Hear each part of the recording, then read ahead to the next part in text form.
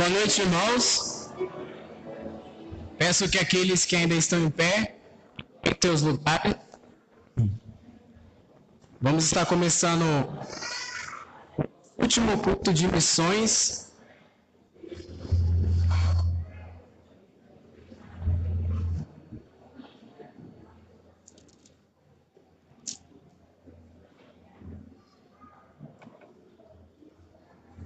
Mateus 28:19 diz assim: Ide, portanto, fazei discípulos de todas as nações, batizando-os em nome do Pai, do Filho e do Espírito Santo.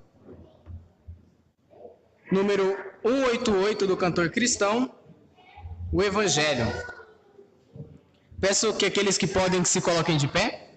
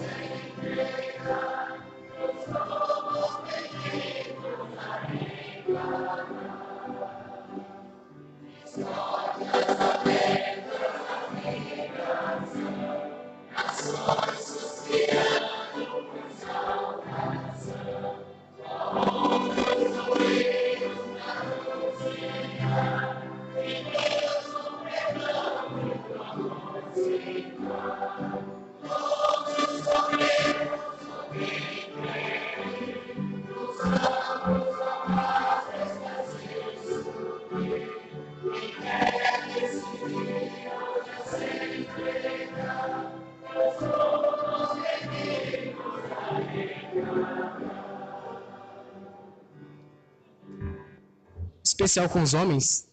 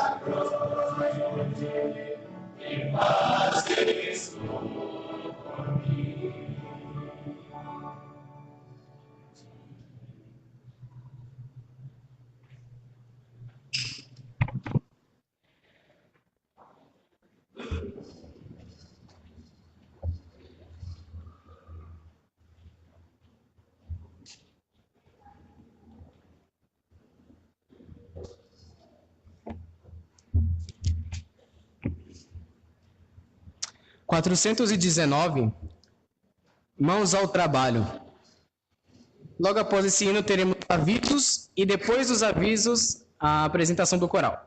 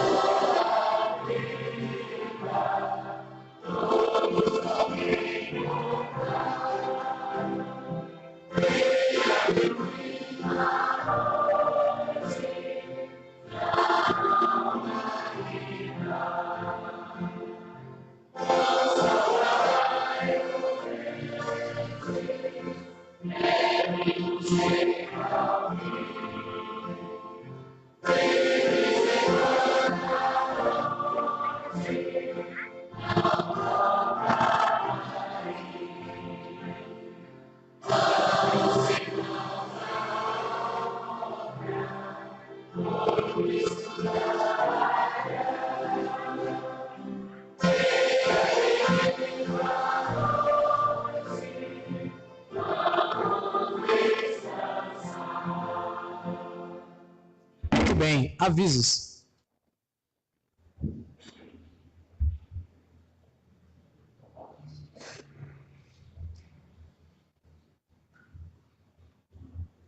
Boa noite a todos. Sejam todos bem-vindos, mas eu gostaria de reconhecer se tem alguém pela primeira vez aqui na igreja. Tem alguém aqui pela primeira vez essa noite? Ah, tá bom aqui. Qual que é o seu nome? Luciana aí? Murilo, sejam bem-vindos, Deus abençoe. Tem mais alguém pela primeira... Pode sentar, obrigado, hein? Tem mais alguém pela primeira vez? Não? Todos de casa, então, só relembrando alguns avisos, rapidamente. Então, lembrando os horários de culto. Ah, tem um rapaz ali, ó. Como é que é seu nome? Qual é o nome dele? Ô, Davi, seja bem-vindo, Deus abençoe. Amém. Então, só lembrando os horários de culto. Então, todo domingo de manhã, 9 horas. Aí, logo após a escola dominical. Aí, à noite, às 19 horas. E na quarta-feira, culto de oração às 19h30. Então, só lembrando, dia 5 de outubro, sexta-feira, tem reunião da diretoria às 20 horas. No próximo sábado, normal, Soldados de Cristo, às 10 horas da manhã. Lembrando que é uma programação para crianças de 7 a 11 anos. Também jovens no próximo sábado, normal, às 17h30, tá? Jovens, todos sejam acima de 15 anos, pode chegar. E também no próximo sábado, depois dos jovens, né? Os jovens acima de 18, vai ter a assembleia para todos os membros acima de 18 anos. Então, todos estão convocados. Próximo sábado, 19 horas, Assembleia Geral. Então, vamos lá, ó. Aqui... Ah, tá bom. André, depois...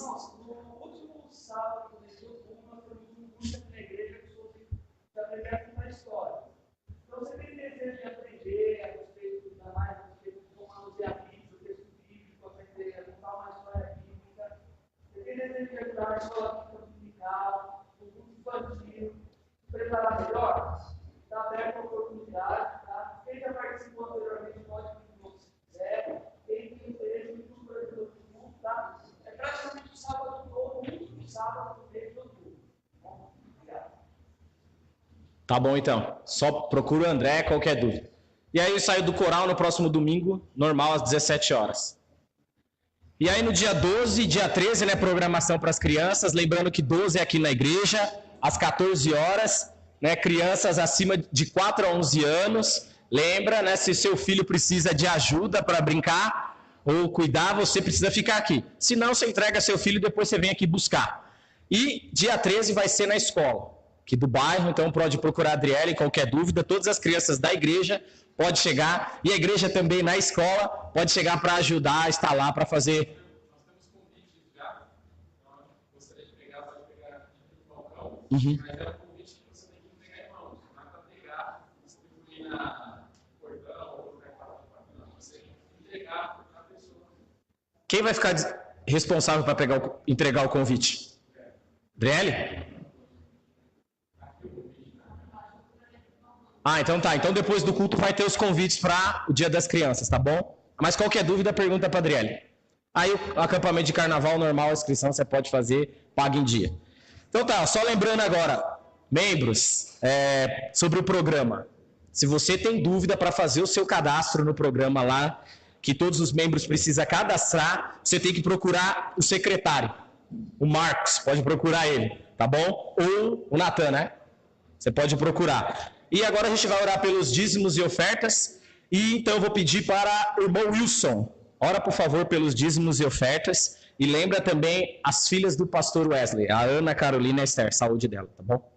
Ah, irmão, lembra também sobre a viagem da minha sogra. Ela está voltando de viagem. Ela e o Moab. Senhor nosso Deus, Pai misericordioso, somos gratos a Ti pela tua misericórdia em nossas vidas.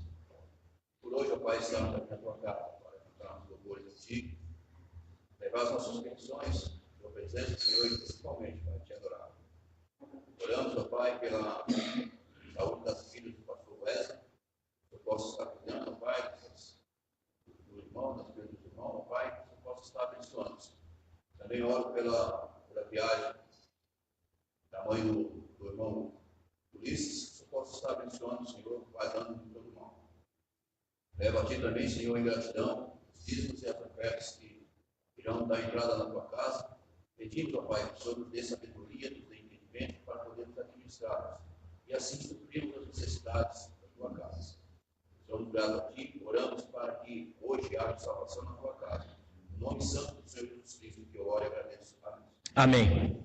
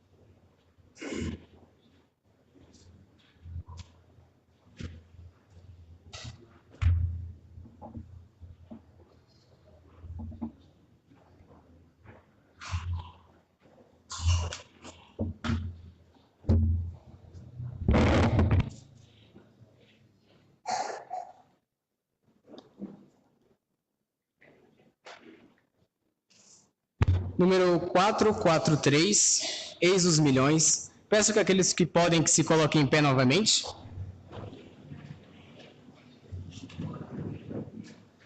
É um hino forte, então vamos cantar ele bem forte.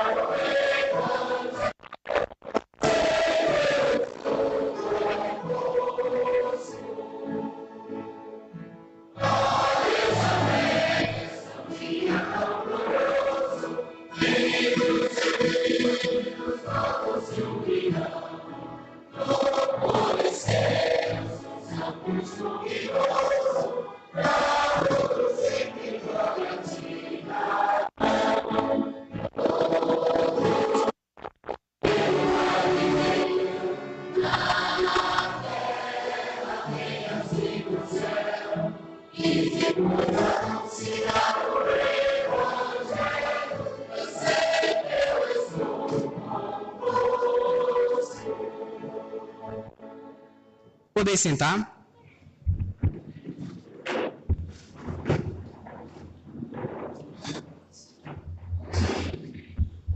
Último hino dessa noite, 53 do Hinos de Louvor 3, Contemplai os povos. Assim que cantarmos a segunda estrofe, as crianças podem descer para o culto infantil.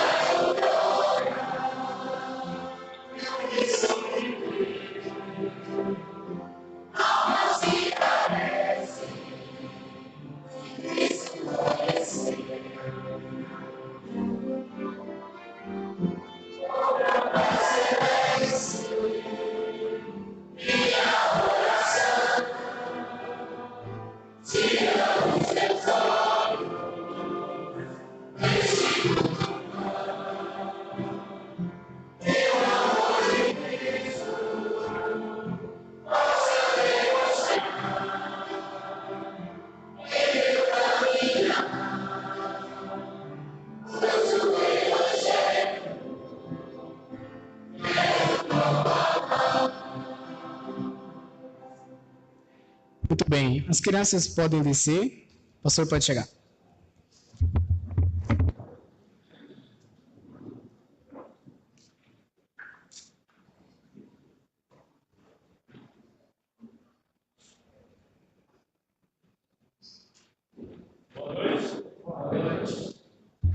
Boa noite. Agora sim, né?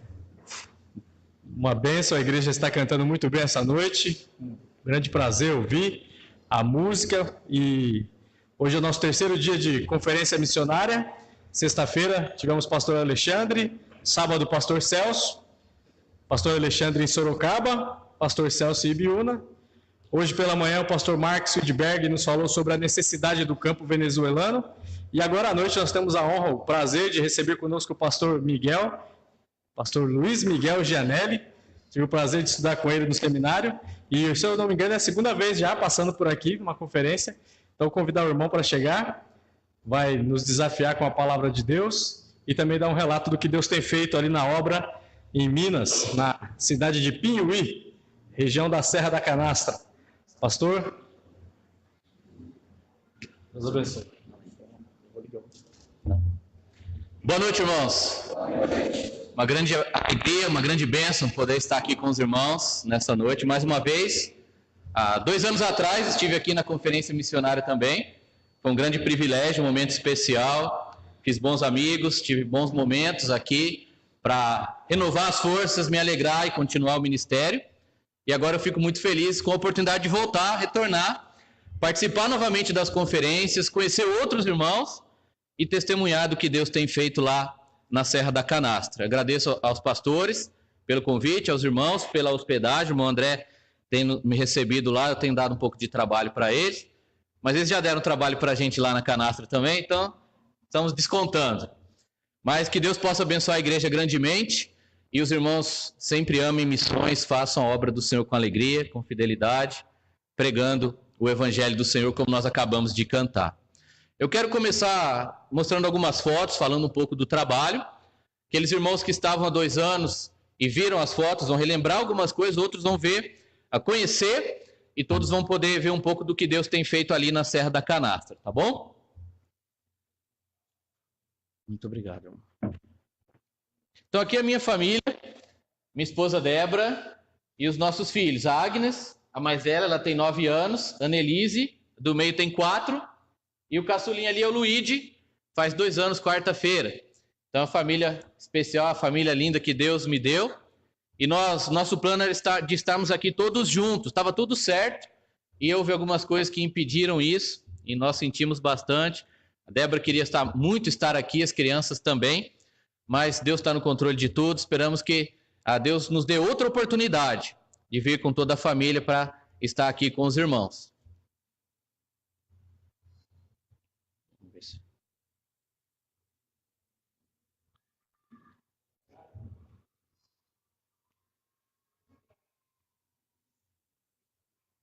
Tecnologia. Ok, obrigado. Bom, estou lá na Serra da Canastra, né? Então a gente não tem muita tecnologia. Nós estamos servindo ao Senhor com a MBBF, a Missão Batista Brasileira Fundamentalista. Estamos no campo desde 2006, pregando o Evangelho, fundando igrejas, sempre ali na região da Serra da Canastra. Deus nos chamou para lá, nos levou para lá e tem nos mantido ali com a sua graça. Em 2006 nós chegamos em Vargem Bonita, e nós ficamos ali por 8 anos trabalhando na pregação do Evangelho, na implantação de uma igreja batista.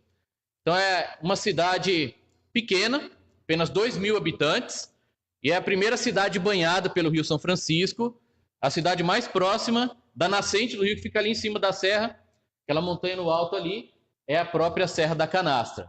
Uma cidade muito bonita, muito agradável, porém a situação espiritual muito triste, muito trágica, muita depressão, muitos problemas mentais e muitos problemas com o espiritismo. Mas Deus nos levou para lá, nos encheu de amor por aquele povo, e pela graça dele ele salvou algumas pessoas, e hoje nós temos uma igreja ali, salvos, pregando o Evangelho, sendo luz no meio das trevas, ali naquela pequenina cidade do interior de Minas Gerais. E aqui foi o último dia que estávamos com os irmãos, antes de passar o bastão para o pastor que assumiu a igreja. Irmãos queridos e amados, orem por eles, para que eles continuem firmes ali, sempre servindo ao Senhor. E aqui é a fachada da igreja, quando nós concluímos ali o nosso trabalho e entregamos então a igreja para o pastor local. Atualmente o pastor Carlos e a sua família que estão ali. O pastor Carlos veio de Vitória da Conquista, na Bahia, e ele assumiu a igreja, está para completar 2 anos, que ele está lá com a sua família, sua esposa, a Kátia, e a filhinha deles, a Kézia. Orem por eles. tem passado muitas lutas, muitas dificuldades, algumas de adaptação, de cultura, estão agora conhecendo o povo mineiro, mas ele tem ficado firme, pregado a palavra. Orem para que eles perseverem e Deus use a vida dessa família ali naquela cidade. E agora nós estamos em Piuí. Então alguns irmãos têm achado o nome difícil, mas é só esquecer da regra do português. É uma palavra indígena que significa Rio das Moscas e fica a 60 quilômetros de distância de Vargem Bonita e é a primeira cidade da Serra da Canastra. Eles se consideram o portal da Serra da Canastra. Então quando vai para a Serra, tem que passar primeiro por Piuí e depois ir para Vargem Bonita ou São Roque de Minas, as cidades que ficam na Serra mesmo. Aproximadamente 35 mil habitantes. E é a metrópole lá da Canastra. A maior cidade, a maior população. E ali tem bastante gente mesmo. Os irmãos podem achar que não, mas nós que estamos lá entendemos isso. E o povo de Vargem Bonita e São Roque, quando eles vão para Piuí, eles ficam com dor de cabeça. Igual eu quando venho para São Paulo, estou com dor de cabeça. Né? Eles só tem muita gente, tem muito carro, tem muito trânsito. Então eles não sabem nada, né? Eles não vieram para cá para conhecer o que realmente é uma cidade grande, mas essa é a realidade lá do povo. Uma cidade que está crescendo, algumas indústrias chegando, bairros novos sendo construídos e muita gente chegando ali. Então nós temos um campo vasto para pregar o evangelho, para trabalhar, uma cidade que está em desenvolvimento. Na parte da religião, irmãos, ali predomina o catolicismo romano tradicional e não a renovação carismática ou novidades assim. O povo é bem tradicional, bem conservador, bem antigo, digamos assim. O espiritismo, na prática, é o que predomina. O povo é católico no nome, mas na prática é espírita. Alguns praticam mesmo, outros são simpatizantes e na hora da necessidade vão lá fazer uma sessão, consultar o avô que morreu, a avó, a mãe, o pai, esse tipo de coisa bem emocional. Vão nos benzedores, quando está doente, algum problema na família, tem que benzer, então eles levam lá para o benzedor. E também praticam aquelas cirurgias espirituais, tipo o Dr. Fritz. Então isso é muito comum ali na região. Influência de Chico Xavier e outras questões. O espiritismo domina. E a maçonaria, entre as pessoas que têm poder aquisitivo maior, os médicos, advogados, essas pessoas ali na cidade, são todos maçons. Maurício e Janaína foram os primeiros convertidos. A Deus abriu as portas para fazermos uma visita. Ela estava com um problema sério de coração. E isso levou que eles deixassem a vida desregrada que viviam e abrissem o lar deles para os crentes. Então nós chegamos, pregamos o evangelho, fizemos amizade e eles foram salvos pela graça de Deus. E Deus usou esse casal para começar a igreja, começamos na casa deles e eles estão firmes até hoje servindo ao Senhor. Hoje pela manhã ele que deu a aula na escola dominical e agora à noite ele que está dirigindo o culto lá. Então, servo fiel, e é o pedreiro que levantou a igreja, que tem liderado as construções, as obras ali. É um casal abençoado. O primeiro culto foi no dia 24 de agosto de 2012. Nós estávamos em Vargem Bonita e íamos para lá toda semana.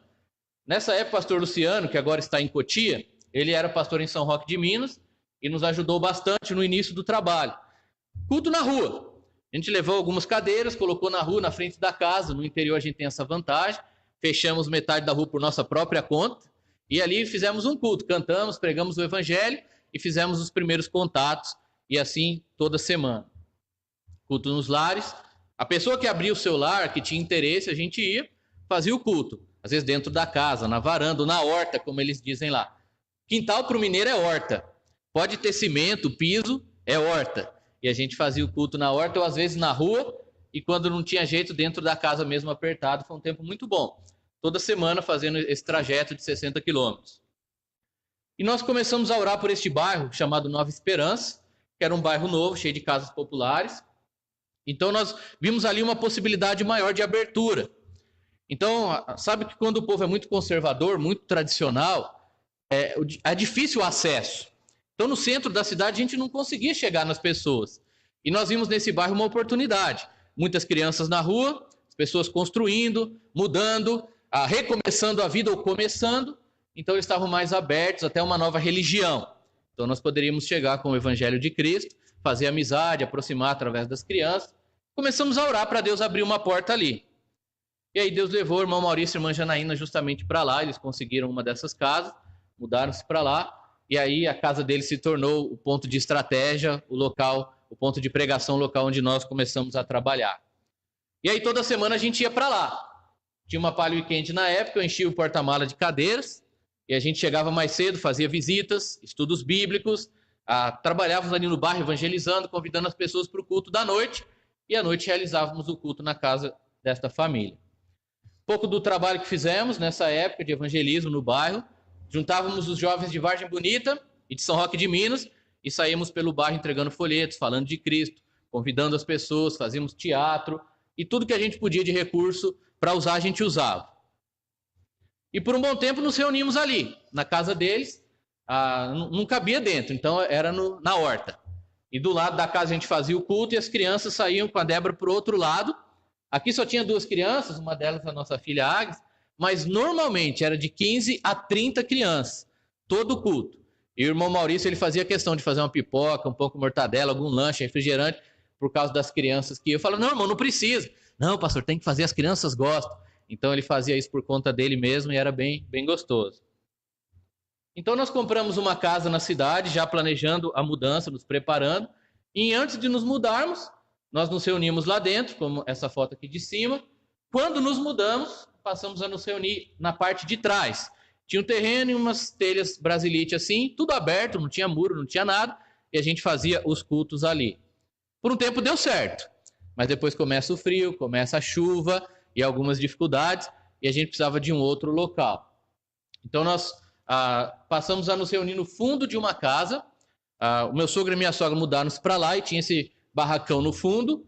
Eles alugaram uma casa, então eles cederam um espaço ali para nós. Compramos algumas cadeiras, ganhamos um púlpito e a gente passou a se reunir ali como uma igreja perseguida. E eu explico aos irmãos por quê.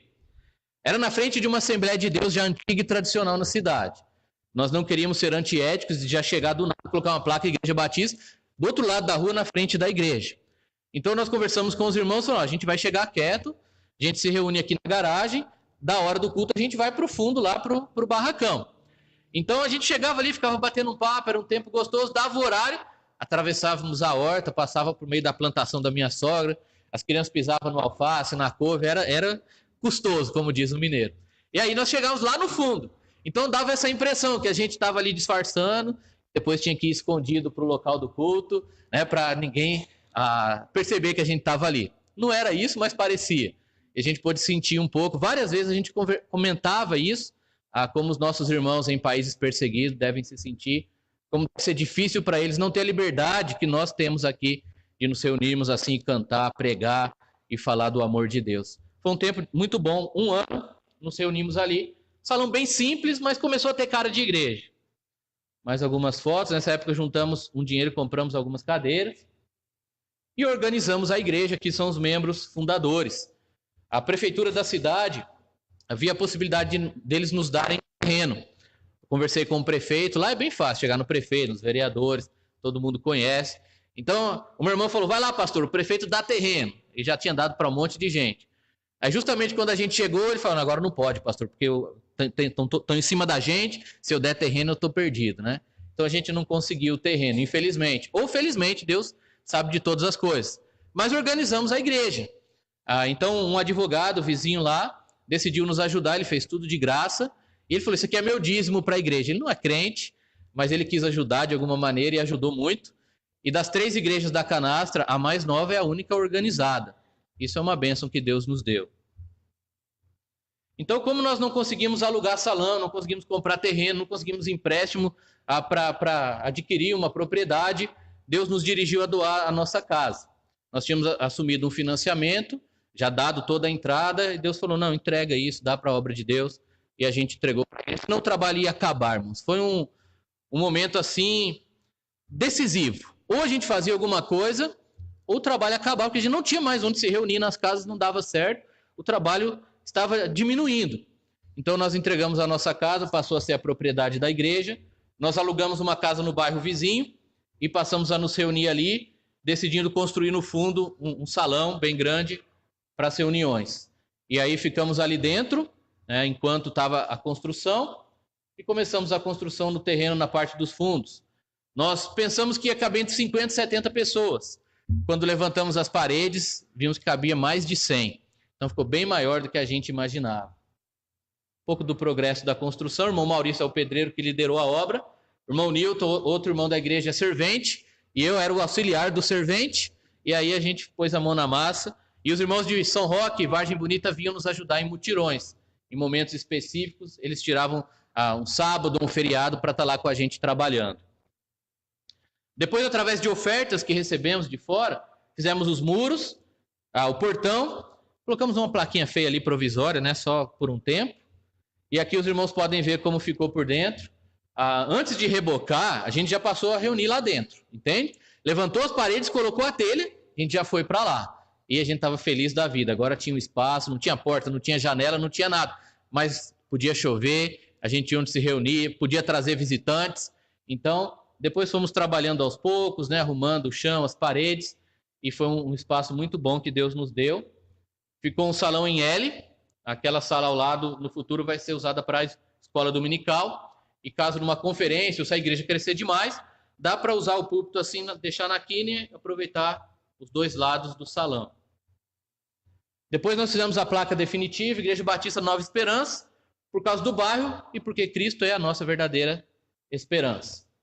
Depois, através de novas ofertas, nós colocamos as portas, janelas, calhas, rufos, esses detalhes que são importantíssimos, e pintamos também a parte interna. E depois, através de outra oferta, colocamos o piso. Então foi ficando bonito aquele salão, com cara de templo, né? Graças a Deus, naquela toda a dificuldade que passamos, mas agora nós temos um bom espaço ali para trabalhar para o Senhor. Os irmãos podem ver aqui algumas fotos. E depois, com o próprio dinheiro da igreja, a gente foi comprando mesas, computador, microfone, as coisinhas assim, detalhes que fazem toda a diferença no dia a dia da igreja. Caixa de som. E mais recente, agora nós fizemos a pintura externa do muro, do portão. E também a igreja continua sendo no fundo. Acho que o que Deus quer para a gente é reunir no fundo lá. Era na casa e é assim na própria igreja. Fizemos toda a pintura ali, as crianças, antes da escola dominical. E agora, há 2 semanas, terminamos o banheiro. Então só tinha o banheiro da casa, todo mundo usava, homens, mulheres. E em dias de conferência era um caos. Mas agora, graças a Deus, temos os 2 banheiros, masculino e feminino. E terminamos o forro. Não estava com forro ainda quando você foi lá, né, irmão? Então agora nós colocamos o forro e como ficou bom, irmãos. A hora que pôs o forro, assim, parece que iluminou, ficou tudo mais claro e bem melhor para a gente fazer o culto ali. Graças a Deus temos um bom local para os nossos cultos. Ali é o nosso quadro de missões. Mais algumas fotos aqui durante a colocação e após a colocação do forro. E alguns ministérios, um pouco do trabalho na prática. Ali eu com os jovens e adolescentes em casa, tendo um ministério excelente, e os jovens vão concordar comigo, eu estou jogando videogame ali com eles, e esse é um ministério muito bom de se realizar, né? Mas é uma maneira de fazer amizade, de conhecer os jovens, brincar com eles, quebrar aquelas barreiras que existem. E o povo do interior acha que pastor não pode jogar bola, pastor não pode jogar videogame, acha que a gente é alienado. Então essas coisas servem para quebrar esses paradigmas, né? E a gente pode se aproximar, mostrar que somos pessoas normais, mas que temos a mensagem verdadeira. Um desses jovens, o Gabriel, ele tá aqui, é uma bênção, está firme até hoje. E ele gosta de evangelizar, de trazer os amigos, gosta de jogar videogame. E eu tenho usado isso para trabalhar com ele. Ele tem desejo de ser um seminarista, de ir para o ministério no futuro. E nós vemos potencial nele. Precisa amadurecer, precisa crescer, mas é uma pessoa que nós temos para trabalhar ali e começou desde jovem. Ali a Débora trabalhando com as senhoras, ela tem exercido um ministério bem efetivo com as mulheres. Datas especiais e reuniões de estudo bíblico com as irmãs e com mulheres não crentes. Aqui o nosso culto atualmente é mais ou menos assim, entre 20 e 30 pessoas. Temos 10 membros, aí e uma frequência nessa média, tá bom? Algumas crianças e recentemente alguns visitantes chegaram, algumas pessoas se converteram, portas estão se abrindo. O ano passado foi bem difícil, irmãos. Algumas pessoas saíram ou se mudaram de Piuí, ou como uma família de 6 pessoas, por exemplo, o homem chegou em mim e falou o seguinte: após ficarem 1 ano na igreja fazendo estudos, pastor, a gente sabe que é o certo, mas eu quero voltar para o mundo, eu quero beber, eu quero ir para as festas, então a gente está saindo, não é nada com o senhor, com a igreja não, mas a gente quer voltar para o mundo. Infelizmente, 6 pessoas deixaram a igreja e voltaram para o mundo, e a vida deles está indo de mal a pior, como qualquer pessoa que rejeita a Cristo, né? Mas esse ano Deus está trazendo pessoas, e acrescentando almas para a glória dele. Um pouco mais do trabalho, a Débora tem feito um trabalho excelente também com as crianças, ali no culto infantil, sempre com o Luíde no colo, ou correndo para todo lado, ele não para, né? Então ela tem que cuidar do Luíde e cuidar das crianças de todas as idades juntas ao mesmo tempo. Então as irmãs que dão aula e cuidam do culto infantil, tentem imaginar um pouco como é que é essa situação. Infelizmente ela não tem ajuda nessa área, e ela faz como pode, com muito amor, com muita dedicação, mas é complicado. Ela tem ensinado música para as crianças, colocado eles para cantar, ensinado também instrumentos, teclado, flauta, e trabalhando com a escola dominical. E aqui o Masterchef, programações especiais como essa. Ela dava lições bíblicas relacionadas a alimento e fazia alguma comida com as crianças, um prato doce ou salgado, e depois todo mundo que estava no culto comia. Era um tempo muito bom, as crianças gostaram demais. Ela costurou lá a touquinha para eles, avental, e as crianças adoraram. Foi um momento bem especial, algumas semanas bem especiais ali. Ela sempre faz essas coisas diferentes. E aqui, reunião de estudo bíblico, ela senta com as irmãs lá e estudava a palavra de Deus. O Ministério de Estudos Bíblicos tem sido o melhor para nós lá, desde o início em Vargem Bonita. A gente faz todo tipo de evangelismo, mas a gente procura se diferenciar das testemunhas de Jeová. O povo lá é traumatizado com eles. E eles chamam os testemunhos de Jeová de queima-arroz, porque chega na hora do almoço e acontece do arroz queimar no fogão. Isso eu aprendi com o pastor Rodinelli, que ele chegou primeiro lá em São Roque, e ele tentou fazer esse evangelismo de porta em porta, e as pessoas não gostavam, não recebiam, começava a falar mal. E ele mudou a estratégia, tentava fazer amizades e dar estudo bíblico nos lares. E é incomparavelmente melhor. Você poder entrar na casa da pessoa, sentar, abrir a Bíblia, tirar as dúvidas, falar de Jesus, se relacionar com as pessoas, entender a vida delas, seus problemas e apresentar a solução que é Cristo. E assim as pessoas têm se convertido e os novos convertidos crescido na fé com esse tipo de ministério. Aqui eu dando estudo para minha filha Agnes e a amiguinha dela, Milane, já tomou uma decisão por Cristo, é uma bênção essa menina na igreja, e agora a mãe dela tem chegado também. Era uma mulher alcoólatra com muitos problemas, mas agora ela entregou a vida a Jesus e temos trabalhado com a mãe dela também. E temos realizado o ministério nas escolas. Graças a Deus, no interior, as portas ainda estão abertas para esse tipo de trabalho. No interior, o povo tem aquela filosofia, o que fala de Deus é bom. E lá eles são totalmente contra a ideologia de gênero e esse tipo de coisa que tem entrado nas escolas. Então, eu tenho a oportunidade de ir semanalmente em 2 escolas. Se eu tivesse ajuda, poderia ir mais. É que eu não dou conta. Né? Mas em 2 escolas, 200, 300 crianças, toda semana ouvem o evangelho do Senhor Jesus Cristo. Às vezes eu passo de classe em classe e às vezes reúno todos no pátio e prego o evangelho, falo de Jesus, conto histórias da Bíblia, histórias missionárias. Aqui algumas fotos lá nas escolas. Uma das escolas é onde nossas filhas estudam. E também, às vezes eu faço essas pinturas que os professores acham legal, eles param lá todos para olharem e ouvem a palavra de Deus. E aproveitando essa questão do Setembro Amarelo, eu tive a oportunidade de dar uma palestra sobre suicídio, prevenção ao suicídio para as crianças e adolescentes, mostrando Cristo como a solução para as nossas vidas. Foi uma benção. E aqui agora, alguns irmãos que estão fazendo treinamento de liderança. Graças a Deus, ele tem tocado no coração desses homens, colocado neles o desejo de servir, de trabalhar, de participar. Então eles iam pedir, pastor, me ensina a dirigir o culto, me ensina a reger a música, me ensina a pregar. Então agora, graças a Deus, iniciamos este curso. Eu estou dando treinamento para eles. E aqui alguns momentos que eles já estão exercendo e praticando, aqui o Gabriel pregando um culto na roça. Lá nós temos essa oportunidade de ir nas fazendas, na roça e pregar a palavra de Deus, fazer cultos. O irmão Maurício ali dirigindo o culto, o irmão André. E esse aqui é Alessandro, ele é o mais novo convertido.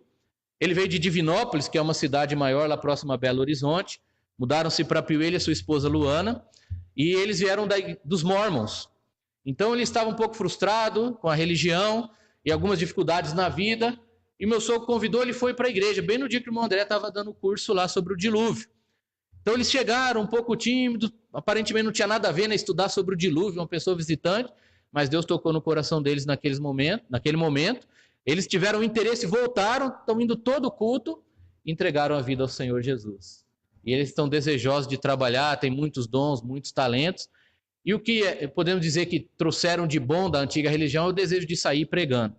Os mormons, eles mandam os missionários dele para todo canto, eles vão. e ele tem esse desejo de agora fazer isso para levar a mensagem de Cristo. Então é uma bênção, tenho trabalhado, orem por eles, Alessandro e Luana. E eu tenho também desenvolvido um ministério de literatura. Estou escrevendo alguns livros e já escrevi 3 pela graça de Deus. A Missão de Neemias é um livro sobre missões e foi publicado pela editora Crescendo. Erguei os olhos e vejo os campos, também é sobre missões. E se você gosta de ler e-book e tem algum leitor digital, está gratuito para baixar lá no nosso blog. Se tiver interesse, são 244 páginas sobre missões e evangelismo. E como peregrinos e forasteiros, são um comentário devocional da primeira epístola de Pedro. Estou escrevendo mais 2 livros e em breve um próximo junto com o pastor Ari Júnior lá de Curitiba. Então orem por isso, meu desejo através deste ministério é espalhar a mensagem de missões, despertar os leitores para fazerem a obra de Deus, levantar mais missionários, implantadores de igrejas, pregadores do evangelho. Esse é o nosso blog, Diamantes Eternos. A ideia do nome veio da situação de Vargem Bonita, que foi uma cidade que surgiu do garimpo de diamante, e nós vimos as pessoas lá como os verdadeiros diamantes a serem garimpados. Então, surgiu o blog e ali eu coloco fotos do trabalho, notícias, meditações. Os irmãos que tiverem interesse podem acessar lá para acompanhar. E esse é o blog da minha esposa, Pequenos Diamantes, e ela trata de ministério infantil, trabalha com as mulheres, o artesanato, as coisas que ela gosta de fazer, ela coloca lá no seu blog.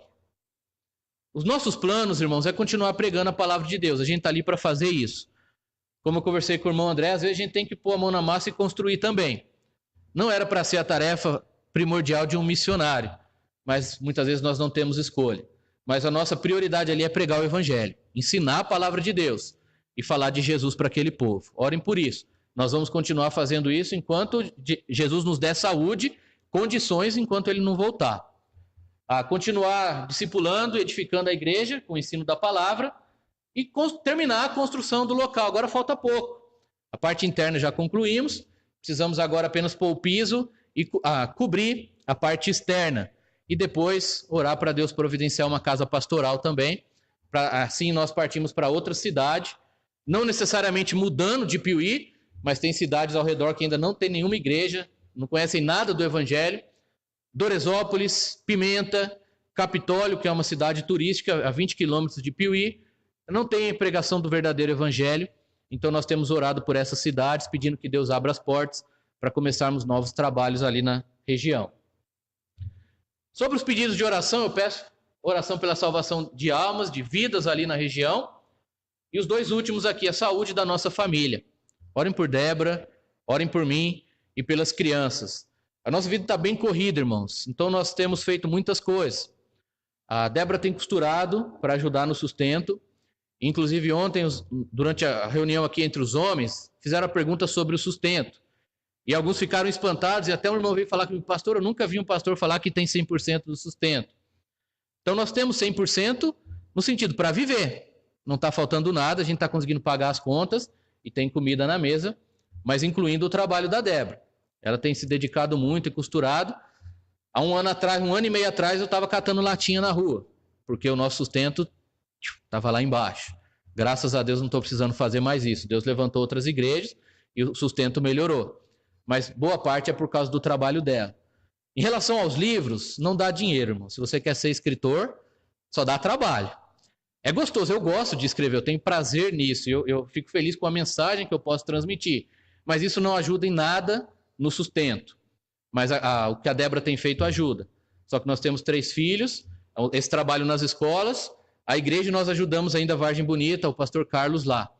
Então, orem por nossa saúde, para Deus nos dar força, condições para continuar, e que os irmãos se desenvolvam ali para nos ajudar também no trabalho.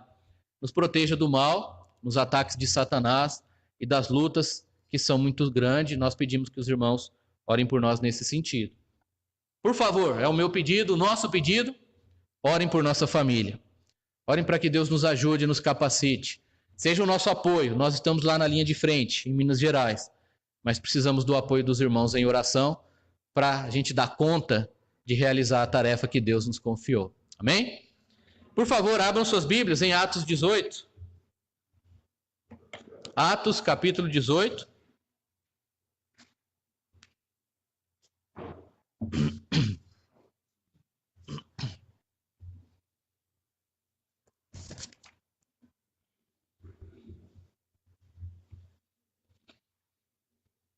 Vamos fazer a leitura do versículo 18 até o versículo 23. Atos, capítulo 18, do versículo 18 ao versículo 23. Mas Paulo, havendo permanecido ali ainda muitos dias, por fim, despedindo-se dos irmãos, navegou para a Síria, levando em sua companhia Priscila e Áquila, depois de ter raspado a cabeça em Cencreia, porque tomara voto. Chegados a Éfeso, deixou-os ali. Ele, porém, entrando na sinagoga, pregava aos judeus, rogando-lhe eles que permanecesse ali mais algum tempo, não acedeu. Mas despedindo-se disse: se Deus quiser, voltarei para vós outros. E embarcando, partiu de Éfeso. Chegando a Cesareia, desembarcou, subindo a Jerusalém. E tendo saudado a igreja, desceu para Antioquia. Havendo passado ali algum tempo, saiu, atravessando sucessivamente a região da Galácia e Frígia, confirmando todos os discípulos. Que Deus abençoe a sua palavra.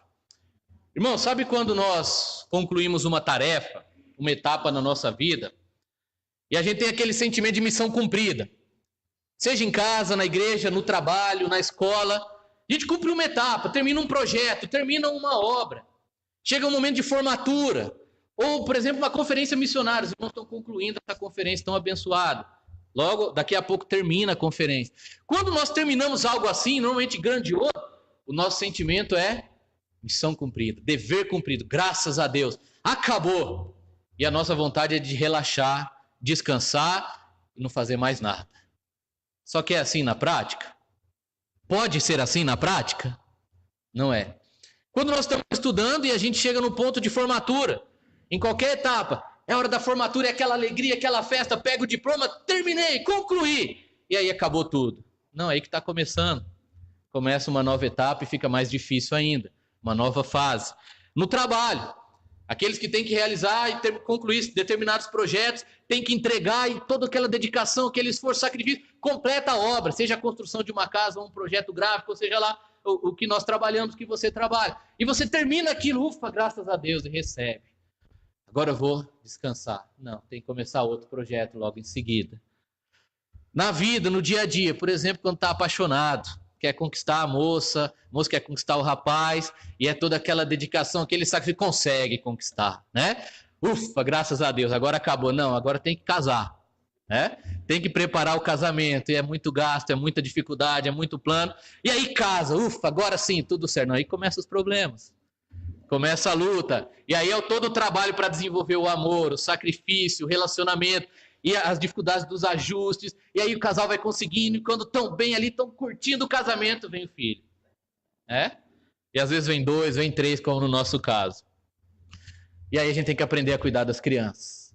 Uma fase eles são bebezinhos, depois são maiores, e a dificuldade é outra, e quando a gente acha que tá bom e se torna adolescente, é aí que o bicho pega, né?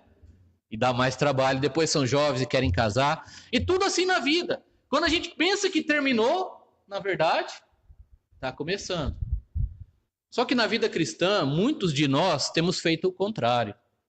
Na vida cristã nós temos agido como se fosse do jeito que eu disse no início. Eu cumpri minha tarefa, eu preguei essa noite, agora eu não quero nem saber de Deus. Eu já dei minha aula na escola dominical, agora durante a semana eu não quero nem saber de ler a Bíblia. Eu já fiz uma EBF, já fizemos uma conferência missionária, né? Já fizemos uma viagem missionária. Agora tá bom, a gente não precisa fazer mais nada. Às vezes não por mal e não premeditado, mas na prática é isso que muitos de nós têm feito. A gente tem esse sentimento, eu já fiz a minha parte, agora que outros façam. Eu já preguei o evangelho, agora estou cansado, deixa outros pregarem. Né? Já trabalhei demais na igreja, tem outros que façam agora. Eu vou curtir minha vida, vou descansar. Se na nossa vida, no dia a dia, não é assim, por que seria na vida cristã? Por que seria com as coisas de Deus? Nós somos tentados a isso quanto ao evangelismo, quanto a missões. Eu preguei o evangelho, eu entreguei folheto, eu trouxe visitantes, agora eu cansei de fazer isso, deixa que outros façam. Eu não vou fazer mais, não vou quebrar a cabeça por causa disso. O missionário, se ele disser assim, eu fundei uma igreja, concluí meu trabalho, eu não vou fundar mais igreja nenhuma, deixa que outros façam. Irmãos, não é assim. Não pode ser assim. Não deve ser assim. A vida cristã, como tudo na vida, deve ser algo diário, constante, uma sequência. A gente não pode parar. A gente tem que continuar, não podemos desistir, entregar. e falar, cumpri, acabei. Sabe quando que nós vamos poder dizer, eu cumpri a tarefa? Quando chegar o dia da nossa morte, como o apóstolo Paulo. Ele era um homem incansável na obra de Deus. Ele era um homem incansável na pregação do evangelho. Ele não terminava uma etapa do ministério dele e falava, já fiz, já cumpri a tarefa, completei a carreira, guardei a fé. Não. Ele só falou isso quando estava prestes a morrer.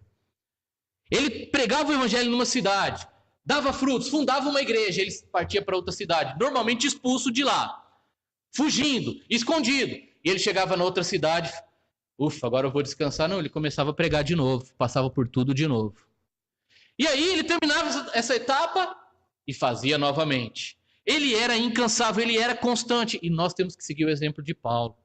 Não após uma EBF, ou após o batismo, após a conferência missionária como essa, ou qualquer outra atividade que realizamos como igreja, ou como cristãos. Não podemos parar, a gente tem que continuar, sermos constantes, ter missões e evangelismo como nosso estilo de vida. Aqui em Atos 18, o que tem a ver isso que eu estou falando com Atos 18? Muito bem, nós vemos o apóstolo Paulo aqui concluindo uma etapa da vida dele. Aquilo que nós chamamos de sua segunda viagem missionária. O apóstolo Paulo realizou 3 viagens missionárias.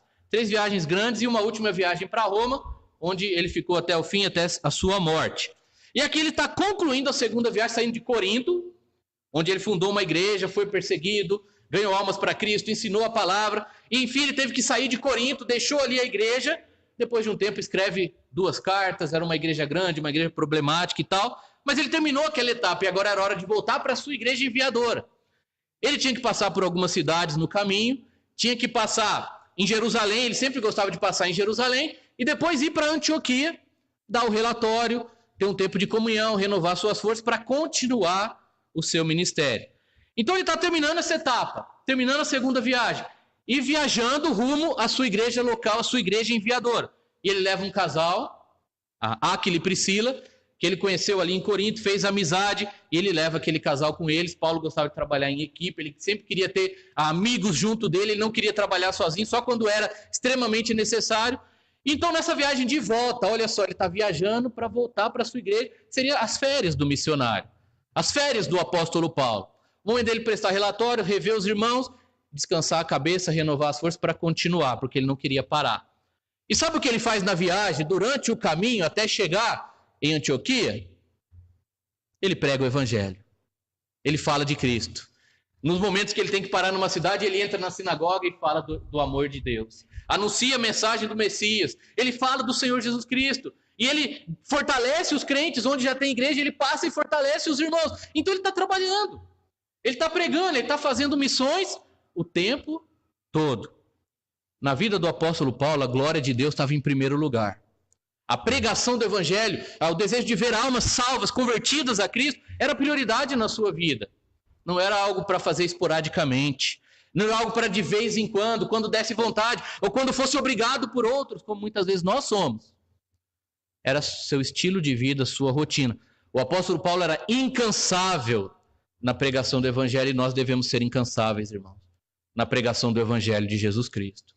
Eu preciso ser incansável. Você precisa ser incansável na pregação do evangelho do Senhor Jesus Cristo. E nós só seremos incansáveis na pregação do evangelho se nós tivermos o evangelho como nosso estilo de vida, como prática diária de pregar, anunciar e ensinar a palavra de Deus, e nós não só como algo para fazer aos domingos ou muito de vez em quando. Nessa viagem, no fim da segunda, durante a viagem ele pregou, no fim da viagem ele pregou. Ele passou em Antioquia e ele já começa a pregar de novo, iniciando a terceira viagem. E ele faz isso durante toda a vida. Nós lemos o livro de Atos e o tempo todo é Paulo pregando, pregando e pregando. Era o que ele gostava, o que ele tinha prazer, o que ele fazia com amor e dedicação e com muita clareza. O tempo todo Paulo pregava, irmãos, até quando ele estava sendo perseguido. Até quando ele estava sendo julgado e tinha a chance de se defender. Ao invés de se defender, ele anunciava a mensagem de Jesus Cristo. Que exemplo para nós. Nós fazemos tantas coisas, nós nos dedicamos a tantas coisas, mas nós pregamos pouco o evangelho. Muito de vez em quando. Só quando dá vontade, e a gente nunca tem vontade de fazer isso. Ou só quando alguém nos obriga, nos força, e o pastor convoca, senão o pastor vai pegar no meu pé, então eu vou fazer evangelismo, né? Não pode ser assim, irmãos. Tem que ser a nossa vida diária. Em casa, no trabalho, na escola, aos nossos vizinhos, onde nós estamos, durante as nossas férias, durante os nossos momentos de lazer. O nosso testemunho tem que ser para anunciar Cristo, as nossas palavras para anunciar Cristo, o nosso estilo de vida diariamente. Paulo vivia assim. Outro personagem no livro de Atos que tinha a mesma atitude era Filipe, o diácono da igreja de Jerusalém. E ele é chamado de o evangelista. Por quê? Ele evangelizava. Ele foi escolhido para servir a igreja, para ajudar os irmãos, e ele fazia isso, mas evangelizava o tempo todo. Evangelizava quando estava sendo perseguido. Deus mandou ele ir para o deserto encontrar com o eunuco etíope, e ele foi pregar o evangelho para aquele homem. Ele se mudou para Cesareia, ele pregava lá o evangelho, e as filhas dele pregavam da palavra de Deus também, porque aprenderam com o pai. Paulo tinha esse estilo de vida, Filipe tinha esse estilo de vida, nosso Senhor Jesus Cristo tinha esse estilo de vida. Eu e todos vocês aqui devem ter esse estilo de vida.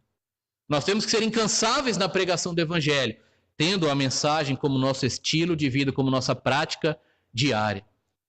Irmãos, não fale de Cristo só de vez em quando. Fale todos os dias. Tenha isso como sua prioridade, sabe? Muitos de nós vivemos para ganhar dinheiro. A prioridade da nossa vida é ganhar dinheiro. Não necessariamente querendo ficar rico, mas para suprir as necessidades da nossa família.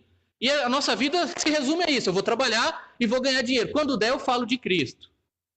Devia ser o contrário. Eu vivo para anunciar a Cristo. Enquanto eu estou fazendo isso, eu ganho dinheiro para sustentar a minha família, dependendo de Deus. Lá em Minas, é muito comum as pessoas falarem assim. A gente cumprimenta, e aí, como é que tá? Eles falam, vou levando. Você já ouviu isso? Vou levando. O que quer dizer quando alguém diz isso? Que a vida tá mais ou menos, só tá empurrando com a barriga. Eu não estou vivendo. Um dia depois do outro, não tem propósito, tem razão para viver. E às vezes nós, como crentes, vivemos assim. Vamos apenas levando a vida, ao invés de levar o evangelho. Ao invés de viver para pregar a palavra em tudo que fazemos, com tudo que somos, com tudo que temos. A nossa prioridade dentro do nosso lar é ensinar o evangelho aos nossos filhos e aos parentes incrédulos. Quantos aqui têm parentes incrédulos? Levanta a mão. Então nós temos que falar de Cristo para eles. Todos nós, né? Todos nós. Nós temos que falar de Cristo no nosso trabalho. Pastor, a minha prioridade no trabalho é trabalhar. Sim, mas para a glória de Deus e para refletir a glória de Cristo ali. A sua prioridade no seu trabalho deve ser anunciar o evangelho com a sua vida e com suas palavras. Você deve usar o seu ambiente de trabalho, o seu negócio, para fazer missões, para fazer evangelismo, para fazer a diferença, para ser diferente. Na escola, qual a nossa prioridade na escola? É estudar, tirar boas notas. Não, isso vem em segundo plano. Nossa prioridade na escola, na faculdade, na universidade, é nós sermos crentes fiéis e testemunharmos de Cristo Jesus, sermos luz no meio das trevas, não cedermos à pressão do mundo, dos professores, das filosofias que tentam dominar, mas fazemos a diferença e anunciarmos Jesus. Prioridade, eu vou para a escola para falar de Cristo. Em segundo lugar, eu estudo. O pastor está falando besteira, não. Porque quando Cristo voltar, é isso que vai fazer a diferença. Quando a gente morrer, é isso que nós vamos levar. As outras coisas vão tudo passar. Tudo passar. O apóstolo Paulo tinha essa prioridade. E deve ser a nossa prioridade. Era o seu estilo de vida e deve ser o nosso estilo de vida. Isso é ser incansável na pregação do evangelho. E não resumir o trabalho de Deus a eventos e a momentos esporádicos. Precisamos ser incansáveis na pregação do evangelho, irmãos. Cumprindo também os nossos votos e nossas promessas. Em outras palavras, nós devemos ser homens e mulheres de palavra, que falam a verdade. Por favor, alguém leia o versículo 18 para nós. Atos 18, 18. Paulo, ficando ainda ali muitos dias, despediu-se dos irmãos e dali navegou para a Síria. E com ele, Priscila e Áquila, tendo tapado a cabeça sem creia, porque tinha fome. Muito bem. O que isso tem a ver, irmãos? Nós lemos aqui que Paulo fez um voto com Deus. Nós não sabemos necessariamente que voto era esse. Alguns teólogos, estudiosos das Escrituras, creem ser uma variação do voto de Nazireu, que está descrito em Números capítulo 6, versículo 2, versículo 13. Nós sabemos que Paulo, ainda como judeu, ele mantinha certas tradições, ele ainda praticava algumas coisas referentes ao judaísmo, obviamente não crendo nisso para justificação, Mas ele fez um voto com Deus, nós não sabemos que voto era ou por quê. Talvez era um voto de gratidão, ele estava terminando uma viagem, então ele queria agradecer a Deus. Ele fez esse voto e envolvia rapar a cabeça, igual o pastor Rude, né? Queria virar o Vin Diesel ali, né? Então Paulo rapou a sua cabeça, né? E ele cumpriu esse voto. Mas o que isso tem a ver comigo? O que isso tem a ver com vocês? O que isso tem a ver com evangelismo e missões? Tem a ver o seguinte, que Paulo, ele cumpria o que prometia. Paulo, ele falava a verdade. Paulo, ele não era um mentiroso, ele não era um tratante. Quando ele assumiu o voto com Deus ou com as pessoas, ele cumpria a sua palavra. Ele era um homem de palavra, isso dava a ele autoridade, crédito quando ele abria a boca para falar de Jesus. Porque as pessoas sabiam que ele honrava a sua palavra. Ele não era um mentiroso. Em relação a votos, nós não temos que fazer votos. Nós, como crentes, não precisamos fazer votos. Deus não quer votos da gente. A gente tem a liberdade para fazer se quiser. Mas se fizermos um voto, aí nós temos que cumprir. Salomão, no livro de Eclesiastes, ele deixa isso bem claro. Ele diz, é melhor que não votes do que votes e não cumpre. Então a gente não precisa votar, você não precisa fazer voto com Deus. Isso não faz parte da vida cristã, não é um mandamento, não é um meio de graça. Mas se quiser a gente pode fazer. Às vezes acha necessário. Se fizermos, irmãos, nós temos que cumprir. Por causa do nosso relacionamento com Deus e por causa do nosso relacionamento com o próximo, por causa do valor das nossas palavras. Muitos de nós temos feito os votos com Deus em momentos de aflição. Ah, se o Senhor me salvar disso, me curar disso, ajudar minha família nisso, eu vou ser um crente fiel, não vou faltar nos cultos, eu vou ser fiel nos dízimos, eu vou entregar folhetos, eu vou evangelizar, eu vou parar de dar trabalho ao pastor, e aí quando Deus resolve o problema, a gente esquece do voto e volta a uma vida medíocre. E por isso somos amaldiçoados. Por isso quando a gente vai abrir a boca para falar de Jesus, nós não temos moral, nós não temos crédito, nós temos que ser homens e mulheres de palavra. Crentes de verdade, porque nós vamos anunciar a verdade, que é Jesus Cristo. Agora, por favor, alguém leia o versículo 21. Tem uma outra questão relacionada à palavra aqui. Mas despedido se diz, se Deus quiser, voltarei para Babilônia. E embarcando partiu de Éfeso. Nessa viagem, voltando para Antioquia, ele passou pela cidade de Éfeso. E ali aproveitou a oportunidade, entrou na sinagoga e pregou aos judeus, e eles gostaram. Diferente dos outros lugares em que já queriam expulsá-lo, matá-lo, os judeus ali gostaram da mensagem, se interessaram.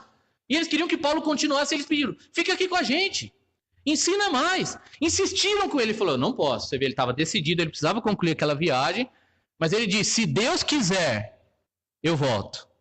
Se Deus quiser, se Deus permitir, eu volto para estar aqui com vocês. E por favor, alguém lê agora o 19:1.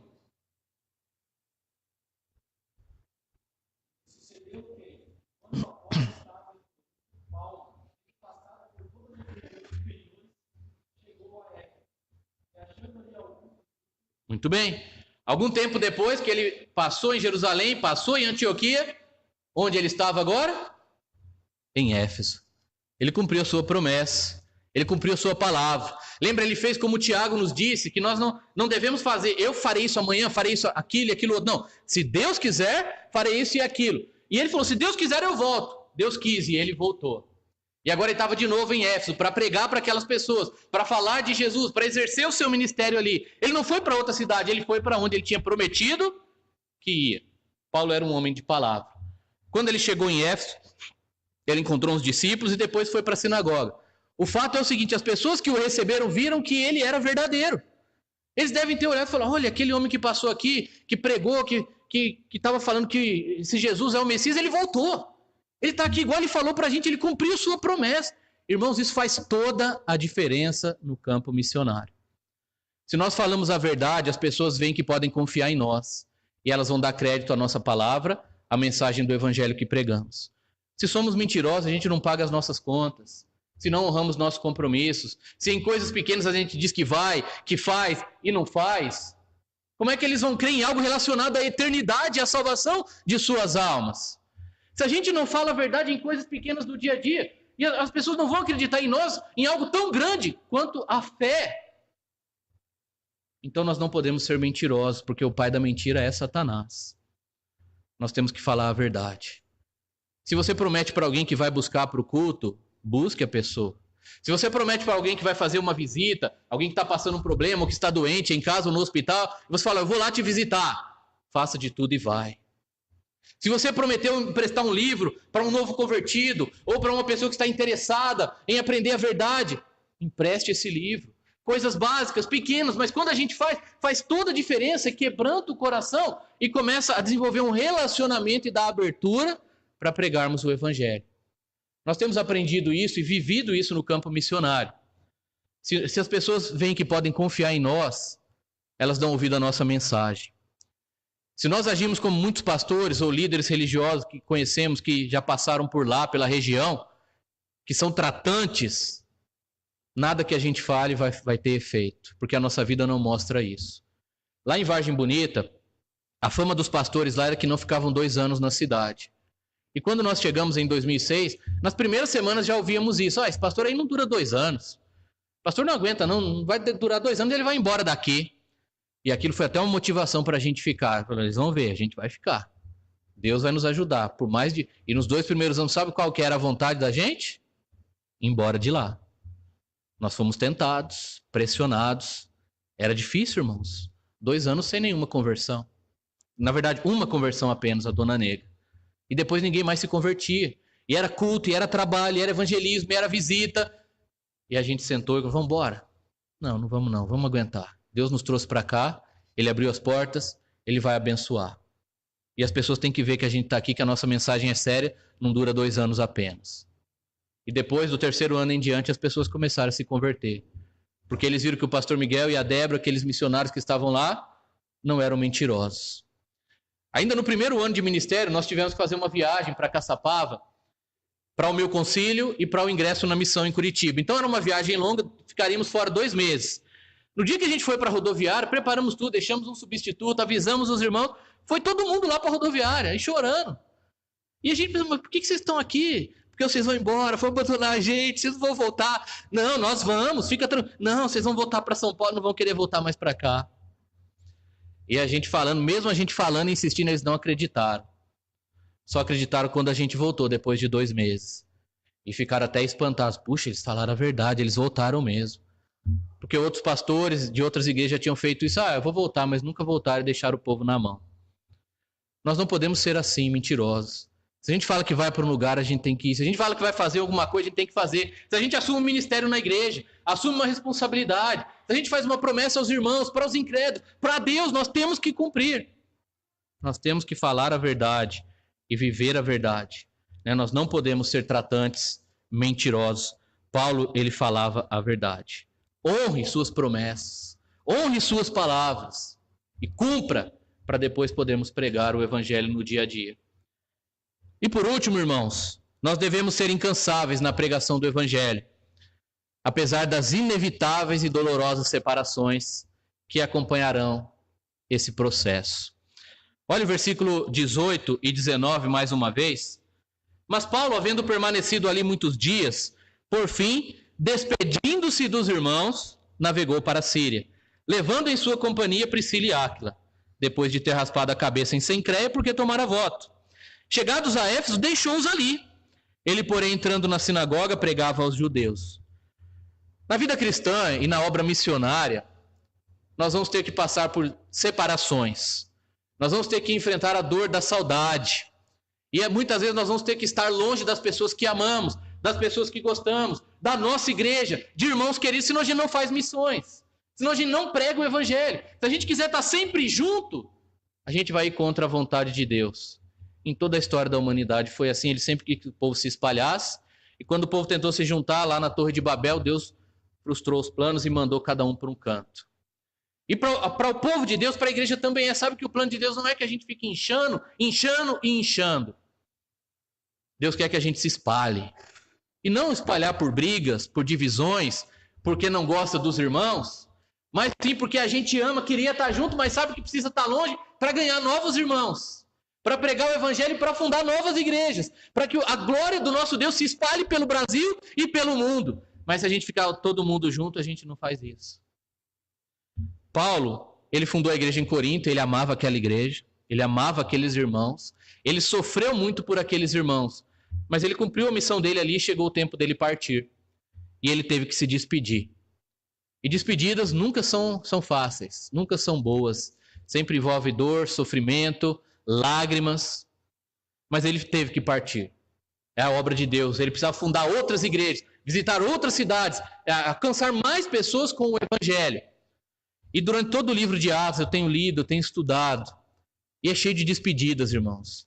E depois de um tempo, Paulo teve que se despedir dos pastores de Éfeso, onde ele passou agora no capítulo 19. E eles se reúnem com ele na praia e começam a chorar, todo mundo a chorar. E se abraçam e choram, e choram, e choram.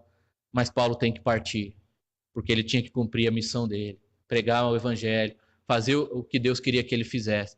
Nós não gostamos de separações e realmente não são boas, humanamente falando. Nós sofremos, nós sentimos, nós choramos. Mas, irmãos, para alcançarmos o mundo, para alcançarmos os confins da terra, para pregarmos o evangelho a toda criatura, para alcançar Jerusalém, Judéia, Samaria e os confins da terra, a gente tem que se dividir. A gente tem que se espalhar, a gente tem que se separar. Isso é inevitável, é doloroso, mas é necessário. Deus, tenho certeza absoluta, que quer que algumas pessoas daqui saiam e vão para outros campos como os missionários. Eu não tenho dúvida disso. Num grupo tão grande desse de crentes, não é possível que Deus queira todos vocês apenas aqui em Barueri. Sendo que tantas cidades em São Paulo, no Brasil e no mundo não tem uma igreja, ou cidades grandes, tem muito campo para nós ficarmos aqui. Ó. A ideia é que a igreja se espalhe, envie, ide por todo mundo e pregai o evangelho. Então, se Deus chamar pessoas daqui, não impeçam, não segurem como eu já vi algumas igrejas fazer. Não, a gente precisa de ajuda aqui, não vai para o seminário não vou mandar para o campo, não, tem que ficar aqui. Não. A não ser que tenha um seminário perto e vai se preparar, mas para ir para fora para pregar o evangelho. Se Deus chamar alguém da sua família, esteja pronto a se separar do seu familiar. Se Deus chamar seu filho para o campo, dê todo o apoio, envie seu filho, mesmo que seja para a morte. Mesmo que seja para ele ir lá para o Afeganistão. Porque se Deus quer, esse é o plano dele, a gente tem que estar pronto a se separar. Os nossos filhos são deles, não nós. Os nossos filhos são de Deus e não nós. Se Deus deixar claro que a gente precisa começar uma outra igreja em outra cidade, que a gente precisa apoiar um outro trabalho que está precisando de ajuda, a gente tem que estar pronto a se separar, por mais doloroso, mais difícil que seja. Paulo, ele tinha um princípio no seu ministério, que era o trabalho em equipe. Ele sempre estava junto de alguém, primeiro de Barnabé, na verdade Barnabé liderava no início, depois ele estava junto com Silas, Timóteo, Lucas, que escreveu o livro, Áquila e Priscila, sempre ele tinha alguém junto, ele não gostava de trabalhar sozinho, só quando era extremamente necessário. E às vezes ele se separava por um tempo e logo queria alguém de volta junto com ele. Mas aqui ele teve que se separar de Áquila e Priscila, porque ele passou em Éfeso, abriu uma porta, ele não podia ficar, ele deixou o casal lá e ele foi embora sozinho o resto da viagem. Não foi fácil, ele não gostava, mas era necessário. Na vida cristã é assim, irmãos. Se nós vamos ser missionários, eu tenho passado isso na minha vida, temos que deixar nossa família, nossa igreja, nossa cidade, as pessoas que amamos. Se os irmãos vão começar outra igreja, e aqui eu já dou uma dica, um conselho para os irmãos, eu vejo a igreja crescendo, e eu estava sentado ali e não parava de chegar gente, que bênção. Mas a hora que lotar tudo aqui, ao invés dos irmãos pensar, o que a gente vai fazer? Vai quebrar? Vai aumentar para cima? Vamos fazer ali como é que chama? Uma galeria, isso mesmo? Não. Separa um grupo da igreja para um bairro afastado e começa uma congregação em outro lugar de Barueri. Ou em outra cidade próxima aqui. Deus não quer que a gente fique inchando, não. Quer que a gente multiplique, que a gente se espalhe. Esse é o plano de Deus, irmãos. E às vezes vai ser doloroso, mas a gente tem que fazer. Às vezes equipes pastorais precisam se separar, que não seja nunca por briga, que as brigas sejam resolvidas. Mas às vezes um pastor tem que ir para uma outra igreja, para um outro campo, para o bem da obra de Deus, para a pregação do evangelho.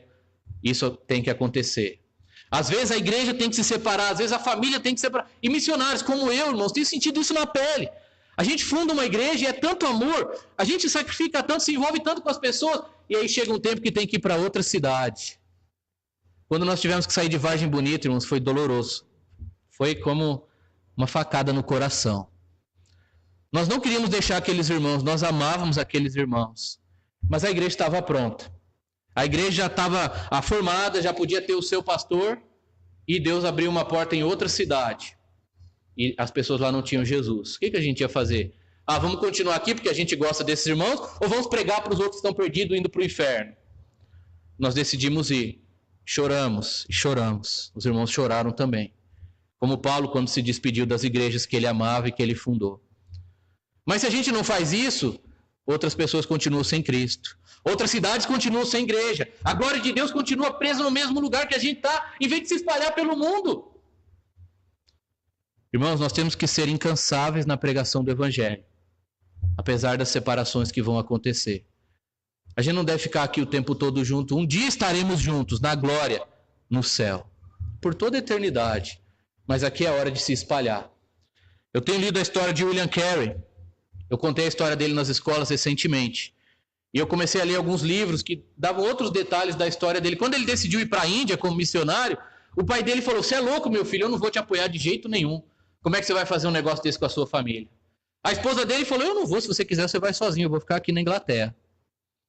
A igreja que ele pastoreava, que ele ajudou a restabelecer, uma igreja que estava quase morta, os irmãos o amavam tanto, falaram: "Não, pastor, como é que o senhor vai nos abandonar? A gente ama o senhor, a gente precisa do senhor. Fica aqui, o senhor não vai para lugar nenhum, não. Que negócio é esse de Índia?" E ele repetia, com lágrimas nos olhos, ele repetia para si 2 passagens das Escrituras. E ele falava para si mesmo: quem põe a mão no arado não pode voltar para trás. Quem ama sua mãe, seu pai, sua mulher, seu marido, seus filhos, mais do que a mim, não é digno de mim. Com lágrimas ele repetia para si mesmo essas palavras. E ele falou: eu vou, porque Deus quer, os pagãos não têm Cristo. Eles precisam do Evangelho, e aqui na Inglaterra está cheio de igreja, está cheio de crente. O que eu estou fazendo aqui? E ele foi. Deus trabalhou e a esposa dele decidiu ir de última hora, foi com ele para a Índia. A igreja aceitou e o apoiou, e os pastores da Inglaterra que não queriam, depois deram apoio, sustento, ajuda no início. No começo parece difícil, parece que vai ser insuportável, mas para a glória de Deus, pelo bem da pregação do Evangelho, pelo bem das almas perdidas, a gente tem que suportar as inevitáveis separações. Tive que me separar da minha família. E tenho que me separar de irmãos. A vontade é a gente estar junto de quem a gente ama, isso é gostoso. É tão bom quando a gente ama a nossa igreja, nossos irmãos, nossa família. Mas por amor a Cristo, a gente tem que estar pronto a abrir mão disso. A gente vai estar junto no céu, irmãos. No céu, por toda a eternidade. Porque nós precisamos ser incansáveis na pregação do Evangelho. E se a família for um peso, um empecilho, isso é pecado, nós estaremos lutando contra Deus. Se a igreja estiver indo contra isso, está lutando contra Deus, e não faz sentido ser igreja, se a gente não quer espalhar o Evangelho pelo mundo. Eu quero concluir desafiando os irmãos mais uma vez. Sejam incansáveis na pregação do Evangelho. Vivam para falar de Cristo. Pratiquem o evangelismo no dia a dia, em casa, no trabalho, na escola, na rua, onde estiverem. Façam de Cristo a sua prática diária, o anúncio da sua mensagem. Sejamos crentes de palavras. Vamos cumprir nossas promessas. Vamos falar a verdade. E ir até os perdidos e pregar o Evangelho.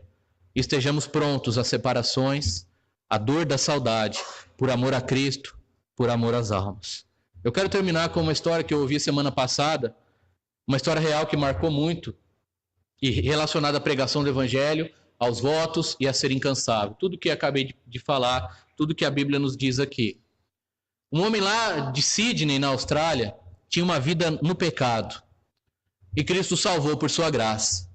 Mudou a vida dele, o livrou da morte, transformou. E ele estava tão grato a Deus que ele fez um voto com Deus. E ele falou: Senhor, em gratidão à salvação que Cristo me deu, eu vou viver para pregar o Evangelho. Eu não sei fazer muita coisa, não. Era um homem simples, da roça, meio rude assim. Não rude, né? Mas rude, né?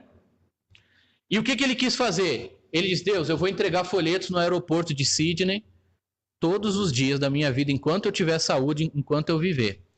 Então, pelo menos 10 folhetos ele entregava no aeroporto. E daquela maneira dele, meio grosseira, ele chegava na pessoa assim: você está pronto para morrer? Ou está pronto para a eternidade? E entregava o folheto. E no aeroporto a pessoa vai embarcar, pegar um avião, né? Então, imagina. Eu acho que a estratégia dele foi muito boa. E as pessoas pegavam, né? Praticamente todo mundo pegava. E aí ele foi fazendo aquilo durante a sua vida, até que ele ficou doente e estava de cama e não podia mais fazer. Nesse meio tempo, um missionário americano estava viajando pelo mundo para conferências e tal, chegou na Índia. E o indiano foi dar o testemunho: eu viajei para Sydney a negócio, E um homem baixinho, estranho lá, me entregou um folheto, eu fiquei assustado. Ele falou se eu estava pronto para a eternidade. E a hora que eu entrei no avião, eu fiquei morrendo de medo, eu não estava pronto. E graças a Deus cheguei na Índia, eu fui procurar os meus mestres hindus e eles não sabiam nada. E um deles falou, procura os protestantes, esse negócio de eternidade, procura os protestantes. E ele foi procurar algum crente lá, alguma igreja, ele ouviu o evangelho, entregou a vida a Jesus como Salvador. Nos Estados Unidos, um homem estava desviado, conhecia a verdade, mas estava longe de Deus no pecado, estava viajando lá na Austrália, recebeu o folheto e foi a viagem inteira pensando, eu estou longe de Cristo, eu estou longe de Cristo. E voltou para os Estados Unidos, voltou para Cristo também, pelo folheto. E mais uma pessoa, algo parecido aconteceu, eu não lembro agora o país, em outro país do mundo. E esse missionário falou, tem que conhecer esse evangelista. 3 pessoas em 3 lugares do mundo, eu tenho que ir lá para Sydney. E aproveitou uma conferência lá e ele procurou aquela igreja, procurou aquele irmão, até que chegou na igreja.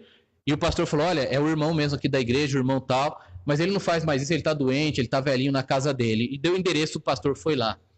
Chegou lá, encontrou aquele irmão, começou a conversar com ele. E esse senhor falou, é verdade, pastor, eu fiz isso durante toda a minha vida, foi um voto que eu fiz com Deus.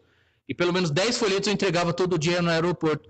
Eu não sabia falar direito, né? Eu não tinha muito talento para evangelizar, mas eu queria anunciar Jesus e eu fiz isso, enquanto eu tive saúde. Mas acho que não valeu a pena não, porque eu nunca vi fruto disso. Aí o pastor falou para ele, pois eu conheci 3 pessoas no mundo, em outros lugares, que foram alcançados pelo seu trabalho, que chegaram a Cristo pelos folhetos que você entregou. E essas foram 3 que ele conheceu. Imagina quantos outros não foram impactados. Se nós somos incansáveis na pregação, se nós temos o evangelismo como nosso estilo de vida, se nós cumprimos nossos votos, temos a palavra, um bom testemunho, e nós estamos prontos à dor da separação, da saudade por amor a Cristo, nossa vida fará a diferença, irmãos. Seremos luz neste mundo, nós vamos ganhar almas, Deus será glorificado, igrejas serão fundadas, vidas serão salvas. E esse é o plano de Deus para mim, para cada um de vocês, para toda essa igreja. E eu desafio a todos nessa noite, seja incansável na pregação do evangelho. Pregue, viva para pregar como o apóstolo Paulo. E se você está aqui e não tem Cristo, entregue sua vida a Ele hoje. Ele ama você, Ele morreu por você, Ele ressuscitou por você, basta crer. Creia no que Ele fez e seja salvo e perdoado dos seus pecados. Não tem nada melhor do que isso. Você vai ter a salvação eterna e perfeita. Basta crer no Senhor Jesus. E nós que já somos salvos, irmãos, sejamos incansáveis em anunciar esta mensagem. Vivam para isso. Preguem, preguem e preguem até a morte ou até a volta do Senhor Jesus. Vamos orar. Obrigado, Pai, por este culto, por esta conferência, pelos desafios missionários, ó Pai, que foram lançados a nós. Obrigado pelo testemunho dos pastores, pelos os trabalhos que estão sendo realizados, e obrigado pelas igrejas que nos receberam. Ajude-nos, Pai, a colocar em prática o que temos aprendido aqui e a vivermos para pregar o Evangelho, incansáveis, dedicados, constantes, até a morte ou até a volta do nosso Salvador Jesus Cristo. Abençoe esta igreja, Pai, estes irmãos. Use a vida de cada um em seu lar, na escola, no trabalho, na faculdade, na rua, onde eles estiverem. Que todos aqui sejam uma pequena luz do Senhor, refletindo a glória de Cristo Jesus. Levante obreiros desta igreja, Pai. Missionários, fundadores de igrejas, missionárias, pessoas que vão sair pelo mundo, aqui na cidade, em outras cidades, em outros países, para levar o Evangelho, Pai. Use a vida destes irmãos, para que mais almas sejam alcançadas para a Tua glória, para a Tua honra. Nos ajude, por favor, a sermos incansáveis por amor ao nosso Senhor Jesus Cristo. E é no nome dele que oramos e agradecemos. Amém. Irmãos, obrigado pela atenção, pela recepção. Por favor, orem por nós. Eu vou estar orando por vocês. Sejam incansáveis na pregação do Evangelho. Obrigado, pastor. Por favor, abaixe sua cabeça mais uma vez. Vamos terminar. Mas antes nós gostaríamos de desafiar a igreja com relação a esses dias. Certamente, dias onde a palavra de Deus foi pregada, sem dúvida, o Espírito Santo de Deus tem trabalhado no seu coração, na sua vida. Todos de cabeça baixa, olhos fechados. Gostaria de perguntar para você, Quantos aqui podem dizer, pastor, durante esses dias da conferência, Deus falou comigo? Levante sua mão. Amém. Amém. Deus falou comigo durante esses dias da conferência. Amém. Amém. Agora a pergunta que eu faço para você é: como você reagirá ao que o Espírito Santo de Deus desafiou você? Será que você está aqui e fala, pastor, meu chamado não é para ser um missionário, então tudo isso não se aplica a mim. Será que é isso mesmo? Tem um corinho que as crianças cantam no culto infantil que é: posso ser um missionáriozinho se falar de Cristo ao companheirinho.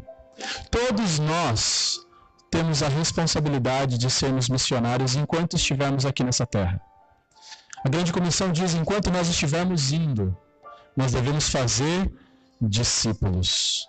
O desafio que nós temos levado à igreja é cada um de nós ganharmos um, guiarmos um, seguirmos um. E como você tem vivido esse desafio? A grande comissão ela é cumprida em Jerusalém, Judeia, Samaria, confins da terra. Todas essas áreas ao mesmo tempo. Deus tem nos colocado aqui em Barueri para que nós possamos saturar essa região com o Evangelho do Senhor. Você tem se comprometido com isso?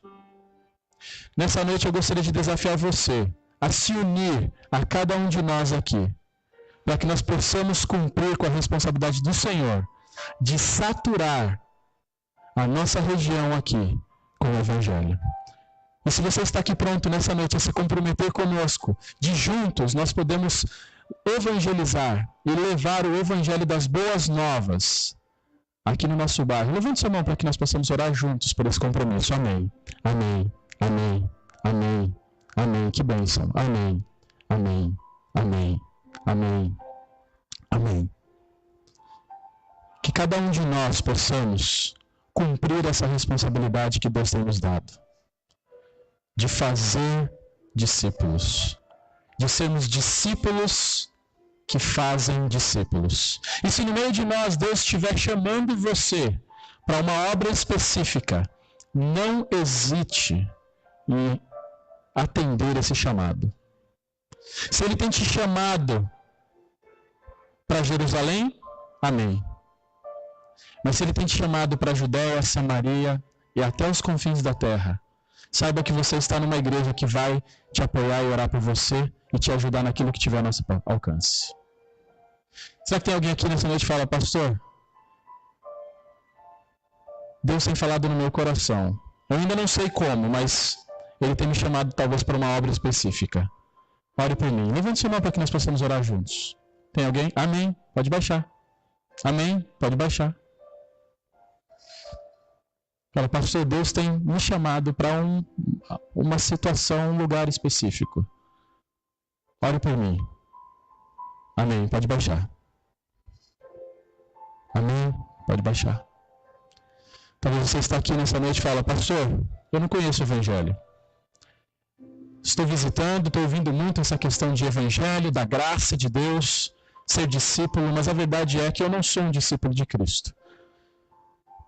Aqui nessa igreja nós temos várias pessoas que podem falar para você como Deus transformou as suas vidas.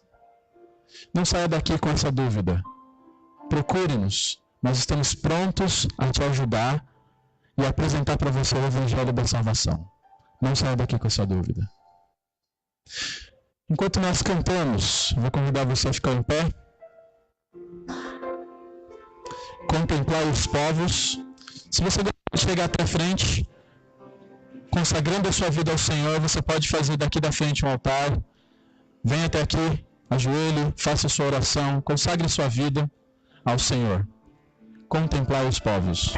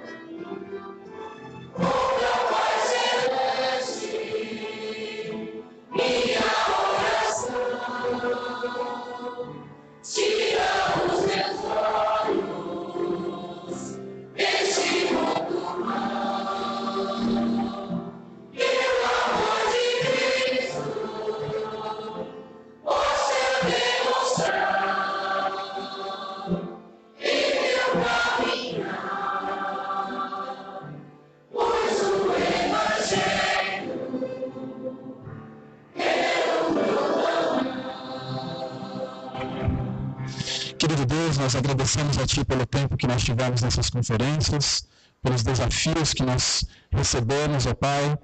Eu oro ao Senhor para que cada um de nós estejamos prontos a atender e a cumprir, ó Deus, a missão que o Senhor tem deixado para nós como indivíduos e para nós como igreja local. Nós sabemos, ó Deus, que nós precisamos compartilhar o Evangelho das Boas Novas. Desde já eu oro ao Senhor, ó Pai, pela oportunidade que o Senhor nos dá de apresentarmos uma programação no dia 13 de outubro para as crianças do nosso bairro. E eu peço ao Senhor, ó Deus, que use cada crente dessa igreja para que cada um possa sentir o desejo de participar, e mesmo aqueles que talvez tenham vergonha, mas possam superar essa vergonha, sabendo que almas estão perdidas e que precisam do Teu Evangelho, durante aquele dia nós possamos compartilhar as boas novas do Senhor, Pai. Que almas possam ser entregues ao Senhor e que muito fruto possa ser resultado daquela programação. Ó Deus, eu peço pela Igreja Batista Nova Vida, que cada um de nós aqui não tenhamos como objetivo as coisas deste mundo, mas que nós possamos focar a nossa atenção nas coisas que são eternas, nas coisas que verdadeiramente duram para toda a eternidade. Ajude-nos, ó Pai, a sermos uma igreja missionária, uma igreja que ganha almas para o Senhor. Porque é em nome de Jesus que nós oramos. Amém. Amém. Podem se sentar? Já cortou? Vou passar